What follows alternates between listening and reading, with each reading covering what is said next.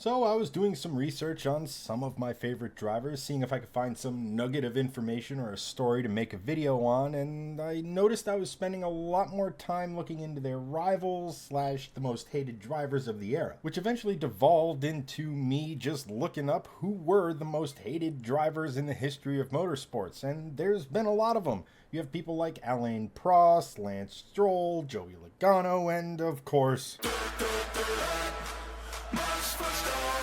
In my travels, I kept coming across one name the 14-year-old boy in me just, well, couldn't ignore. The driver in question, Dick Seaman.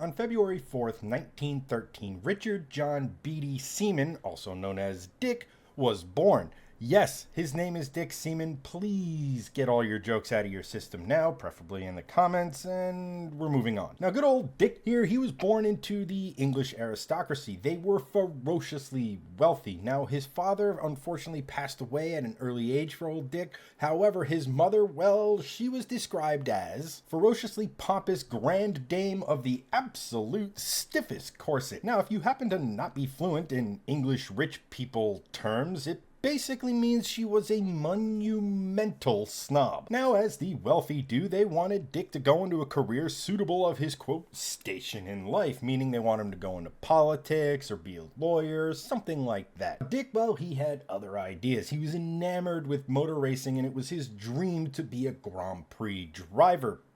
Pretty hefty goals. However, it didn't stop him from getting some money from good old mom, taking his supercharged MG, and heading across to continental Europe. And as luck would have it, turns out Dick, well, he was pretty dang good behind the wheel of a race car. He actually took victory in the Junior Grand Prix at Bremgarten during the Swiss Grand Prix weekend. Now, what do you do when you've won a couple races and you're relatively successful and you haven't, well, metric ass ton of money? You form your own race team and you base it in a garage right next door to your family's mansion. So a year after his initial victory, Dick was back in Switzerland. You got to keep in mind the Swiss didn't ban motorsports until after 1955, and, well, he won again. Emboldened, he decided to buy a new car and, well, try out some stiffer competition. Dick's new car was the Delage Special. It was an 8-cylinder monster and a significant upgrade to the MG he had been driving. Didn't take long for Dick to get up to speed with his new machinery. He won the 1936 Royal Automobile Club International Light Car Race at the Isle of Man. In attendance for that race was the head of Mercedes Grand Prix team, Alfred Neubauer, and Dick's victory, well, it happened to catch Alfred's eye. So later that year, when Dick won the Grand Prix race at Donington, England, Neubauer had seen enough. He wanted Seaman on his race team. No, stop, we don't have time for that. So far, the only reason to hate old Dick Seaman, well, it was because he was just a rich, spoiled brat who was taking his mother's money and going racing with it. However, making the move to Mercedes, well, that carried a little bit more weight. Dick's mother had financed his racing career, spending the equivalent in today's money of about $1.8 million. However, the good news about going to Mercedes was she was no longer going to have to bear the financial burden for her son's racing habit.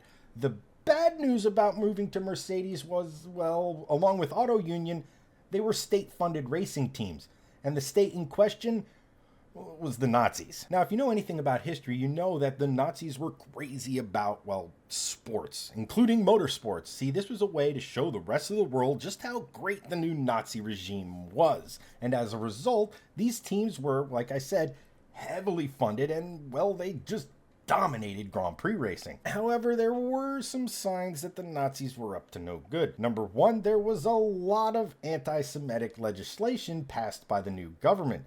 There was also the infamous book burning, where basically anything that was deemed anti-German, well, it got burned. And though the rest of the world had absolutely no idea about it, they had already opened up more than one concentration camp. So it should come as no surprise that Dick's inner circle, including his mother, weren't all that thrilled with him going to drive for the Nazis. However, Dick, he saw this as an opportunity way too good to pass up, so he signed on the dotted line and became an official driver for the Mercedes Grand Prix team.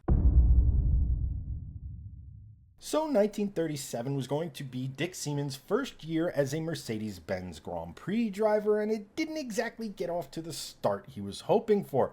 First few races didn't have the results they wanted, and at the German Grand Prix at the Nürburgring, he was involved in an accident with Auto Union driver Ernst von Dellis. Seaman was thrown from his car. He suffered burns. He broke his arm. He broke his wrist, his nose. He did, however, survive, which unfortunately could not be said about von Dellis. It took Dick some time to recover from his injuries, but he was back in a car in 1937, where he managed to finish fourth at the Italian Grand Prix. He won the non-championship Grand Prix in Czechoslovakia, and he finished second in America at the Vanderbilt Cup. With the 1937 season in the books, Dick and the Germans set their sights on 1938, which would prove rather pivotal for both. See, the Germans, well, they took their shiny new weapons and marched straight into Austria. However, instead of meeting resistance, they were met with open arms. As for Dick, on June 15th, he attended a BMW-sponsored party where he met a young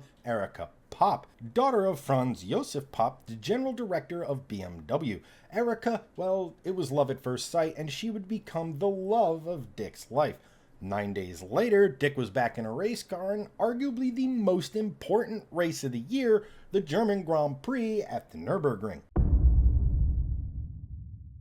Now, the reason this race was so important was, like I said before, the Nazi Party, they took any sporting event they could as a way of proving their way of doing things was, well, better. So anyone who was anyone was at this race. You had celebrities. You had actual royalty in the form of King George VI of England. Obviously, being their home race, the top brass of the Nazi Party was going to be there, including Hitler. As for the race itself, again, this was the Nürburgring. Now, I know today it has its own mystique and legend about it, but even back then, even when it was only about 11 years old, it was still a beast of a track, even by pre-war standards. So for nearly 4 hours, Dick drove his Mercedes W124 on the ragged edge at the absolute limit.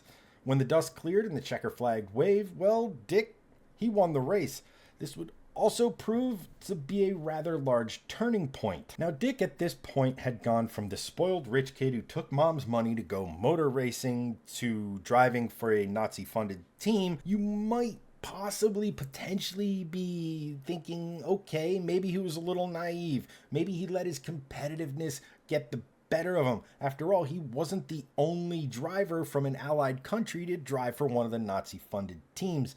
Unfortunately, it wasn't really the case. At this point in his life, Dick was very entangled with the rise of the Nazi Party. He admired what they were doing. He admired Hitler. He admired the way that they had rebuilt a war-torn Germany, how they had gotten rid of all the what they considered ne'er-do-wells. In short, yeah, he had drank the Kool-Aid and now was completely entwined with the rise of the Nazi Party. So in his moment of glory, his moment of victory, Dick stood atop the podium and gave a from-the-elbow Nazi salute, which didn't exactly make it all that surprising that he posed for pictures with Hitler afterwards. However, some of those pictures was Dick, Hitler, and King George of England.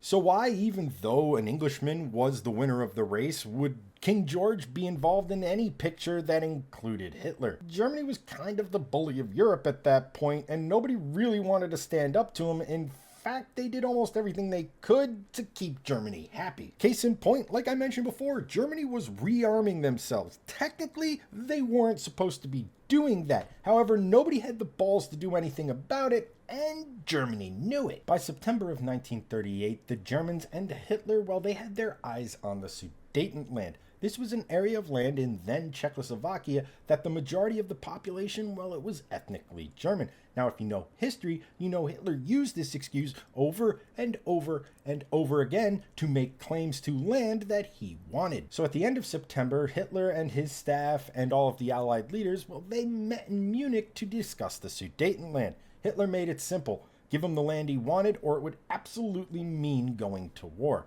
The Allies, they had absolutely no stomach for war. They were still healing from the First World War, and the Great Depression, so it should come as no surprise that they actually capitulated to Hitler. And Neville Chamberlain, the Prime Minister of England at the time, when he returned home, he rather, well, as history would look back on it, foolishly said, "I have negotiated peace in our time." Also in September of 1938, Dick, well, he proposed to Erica with the blessing of her father, and she said yes. A few months later, the couple wed, once again, much to the chagrin of Dick's mother. Even though Dick had re-signed with Mercedes for the 1939 season, he was still demoted, after not really getting all that many good results, to the role of reserve driver. However, at the Belgian Grand Prix at Spa, well, Mercedes, they were going to bring 4 cars, which, just by the sheer numbers, promoted Dick back to the main team. For the race weekend, well, this was the Ardennes, so weather, it wasn't exactly ideal. The whole weekend was marred in on-again, off-again rain. So despite the rain, despite the immense challenge of driving on a wet track in 1939, after 11 laps, well, Seaman found himself in the lead. He would lead for a few more laps, have a pit stop when the rain would intensify, and about 15 laps from the end of the race, he had an accident. Seaman was approaching the clubhouse corner at nearly 140 miles an hour. Keep in mind, these are pre-war Grand Prix cars, and it was raining and the track was very wet. He lost control of his vehicle. The car spun into 2 fir trees, the second of which, well, it was a full broadside. The car was instantly wrapped around the trunk of the tree. Parts went flying everywhere. A fuel line was ruptured. It was spilling fuel everywhere, all over the car, including the hot exhaust, and it didn't take long for that to result in a fire. Track workers were among the first to arrive on the accident scene. However, this was the late 1930s. Safety was, really not that important, so all they had to put out the fire was to frantically pick up dirt and throw it onto the car. Eventually, more people got there. Dick got put in an ambulance. However, the nearest hospital was like 15 miles away, and there was traffic from the Grand Prix weekend. And, well, he did make it to the hospital, and he was able to say goodbye to his wife and take responsibility for the crash, admitting that he was going too fast. However, wasn't really enough, and he succumbed to his injuries. Richard John Beatty Seaman was put to rest at Putney Vale Cemetery, a mere 100 yards from his home in London. And as all the floral arrangements and all that sort of stuff started coming in for the funeral, one stood above everything else. I mean, literally. It was a massive, massive arrangement of lilies. It took 2 men to carry the thing in there. The sender of this arrangement was Adolf Hitler. A little over 2 months after Seaman's funeral, well, the Germans, they invaded Poland. Chamberlain's peace had lasted for almost exactly 1 year.